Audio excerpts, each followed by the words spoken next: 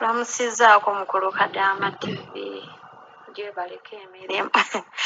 Wabula bannaye omuwala wo Joyce yenza ansesezza. Nendo yeesiimye kubanga munnange ne kapepisi akakombako naye ffe bannange Omuwarabu yayitiira omululu ku nsi ya Mukama eno. Nze munnange wano nkoma kulondalonda Bukebe bwe banywedde ne balyoka babuddujjuza ennyumba yonna bakulage nga bwe banywa. Naye nga gwe tasobola adduka kwatambwa akakuwe bantu bajooga. Naye bannaaye Katonda atusaasire. Nange nali nga mbunywa nga mbubba naye ndowooza aka baakimanya ne bagula fridge mu kisenge ky'abaana. Kati tosobola bw'ogendayo okulongosa nti leero nja kubbayo. Osanga abawala bali eyo batudde tolina na bw'otubbirayo Mukama. Egamba kati gwa kulondalonda Bukebe munnange naye tewali kyakola era kuguma bugumi. Kalasigamba nti oba wootamunywedde ogenda kufa. Tuli byetuusaako nga tutuuse ewaffe. Ye banne Mr. Kadaama TV nsaba bampe ne ku magezi. Nga omanyi abaana b'eno tebeebaka misana. Tebeebaka kiro. Basula ekiro kyonna kyonna abaana batigguka bazunga okufa. Kati gwe obeera weebase. Naye buli lunaku mba neebase kiro 8:00 abaana nga bajja. Ogenda okuwulira abaana by'oluggi oguggi guleekaana oluleekaana nga gwekubawo. Nga omanyi banantu abamu ku bisenge by'abakozi tebateekako binyolo. Ebinyolo kibaako naye nga tebisiba. Kati obeera olina kuzzaawo buzza. N'ekiro mbeera neebase abaana ne bajja ne bakuba oluggi ne lwekuba banene neekanga ate kati kyamviiramu n'obuzibu. Neekanga ne mpulira ng'omutima gunneewuuba era ndowooza kati kyeka kyamviiramu bulwadde. Naye lumu abaana bajja ntunula. Zaali ssaawa awo nga 5 nga nkyatunula omulenzi n'ajja. Baana nno bakulu myaka 5. Najja n'akuba oluggi ne lweggula ne nsirika kyokka bwe balukuba ne lweggula baddayo ebweru ne baleeta amayinja oba ebigatto ne batandika okukasukira munda gy'oli. Kati najja n'alukuba ne lweggula n'avaayo n'akomawo.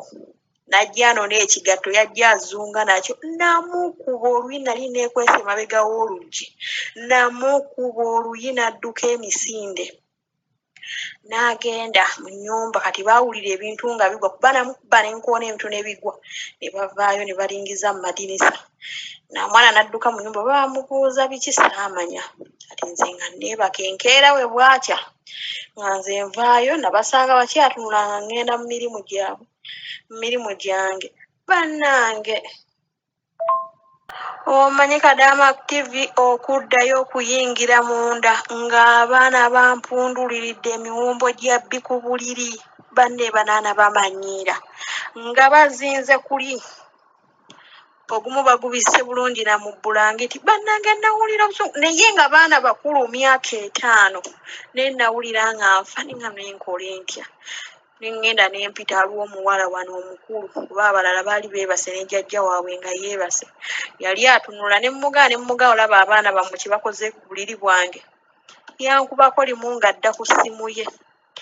Ng'agenda ng'abeera ku ssimu ye ne nawulira obusungu naye nze simanyi kyakukolera baana b'Abawarabu bano. Buli lunaku ekiro kati baakifuula kyatteeka. Buli lunaku bateekwa okujja ne bakubba oluggi. Buli lunaku. Bannange simanyi kyakukola. Naye bano ne obagamba tebafaayo naye obuzibu ennina nti nakifunyemu obuzibu kuba neekanga. Ne bwe mbeera tebalukoonye misana nti oba ndi mu kukola mirimu omutima gwange gutyemuka ne gutandika omutima okunneewuuba ndabika nga nakifunyemu obuzibu. Nsaba bampe ku magezi. Mpozzi n'ekirala Kadaama TV njagala okwongerezaako waliwo omukyala gwe mpulidde ng'agamba nti tokola kintu ky'owulira nga kinaakukaluubiriza. Tokikola. Nze nali naakajja wano ndowooza wiiki ng'emu nali wa wiiki. Nalina wannaku kubanga nze nkola wansi then waggulu wasulayo bakaabaana ne batabani baabwe. Kati ndi awo kiro ngenda okulaba omu ampita kuba waggulu. ngamba yeyo naŋŋamba ki ngenda okulaba mpa embeera ya kasasiro yonna ng'ekyuma olukyuma bannange baali abiterekedde ebbanga ki nga nsirika nga mbisitula nga mbitwalayo naye nagamba nkoze ntya ddala okuvvuunuka ekintu kino ne nkigaanirawo nga bukyali ne nsinga akankiwa obudde enkeera yasiitula engugu y'ebintu n'agijja ewuwo olw'eggulo nga biddugala nga biwunya nga birimu n'envunyu ng'abireeta eno mu kiyungu mbyoze nga ŋŋamba bannange kino gyonna emirimu kunze omuntu omunkola egyeno wansi nkole n'egya waggulu ne ŋŋaate awo nina okubeera munno nga nsirika kwolwo nga mbyoza wayitawo ennaku 3 ndowooza nti byali bingi n'atoolako butoozi neera n'aleeta ebintu nga biyitirivu kati mu kusooka we yabireeta nagamba bbaawa nsasula ne mmugamba ssebo mukyalawo nze sajja kukolera nnyumba 2 ne mmugamba kasita nkola emirimu ewuwo ojja kudabolinga salale yange omusajja n'agamba lwaki ne mmugamba mukazi we yandeetedde ebintu nze mbyoze nze siri mukozi we n'agamba yeye kale ngenda muga ngenda kwogera naye yeebuzaabuza kumbe banantu batya bakazi baabwe teyamugamba ng'asirika kati neera n'abireeta wayise ennaku 3 yabireeta lwaggulo zaali ssaawa 12 zigenda mu emu ng'abiwunya kati n'abiyiwaayiwamu Clorox banneera empulya ng'ekiyungu kyonna ate nze Clorox ampunyira bwi n'empulya nga njagala na kusesema ensirika ne ŋŋamba sigenda kubyoza ne ŋŋenda ne nneebaka ku makya n'enkeera ne ŋŋamba Nazaala we nze sigenda kwoza bino bintu sajjize kukolera nnyumba 2 ne muganze nasayininze ennyumba emu bwe nkola mu nnyumba 2 mugenda kundabolinga salari omukazi omanyi beebuzaabuza ne yeefuula ng'ali ku ssimu oba ayogera n'oli yeebuzaabuza nalaba tandiiko nze kye nakola najja mu kiyungu nga nsitula engugu y'ebintu yonna nga ntwala nga nyambusa amadala nga ngimuteera ku mulyango nga nze ntambula nvaayo okuva ku olwo omukazi teyaddamu kuzunza bintu bye era taddangamu nakummanyiira teyaddamu bano abantu olina obbalagako naye bw'otiitiira ate munnange ntya bajja kunkuba olina okubeera ng'oli mumalirivu muli kyokola neera kati okyavaamu wayitawo ebbanga kati neera ekyuma ky'engoye kijja kifa ekyoza engoye nga zibeerawo nnaku 3 n'olwokuna kati enkeera yali yidi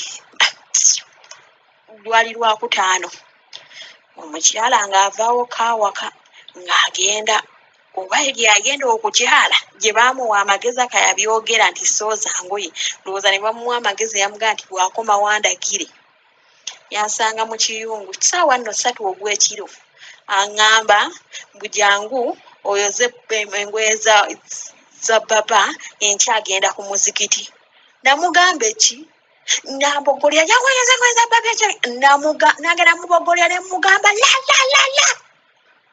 ne mugamba engalo zinnuma nze soozesa ngoye engalo ffe waffe tetwoza na ngalo haramu namutabukira n'asirika naŋŋamba kalasi n'agenda nazirekawo okumala endala wiikisi 2 mpaka we baagula ekyuma n'ebintu byeno olina kukozesa amagezi na bwongo kyolaba nga kinakukalubiriza tokikolayo okuba bw'okikolera bw'oti omanya bagenda kuleetako olugezigezi nga tolina na bw'okigaanira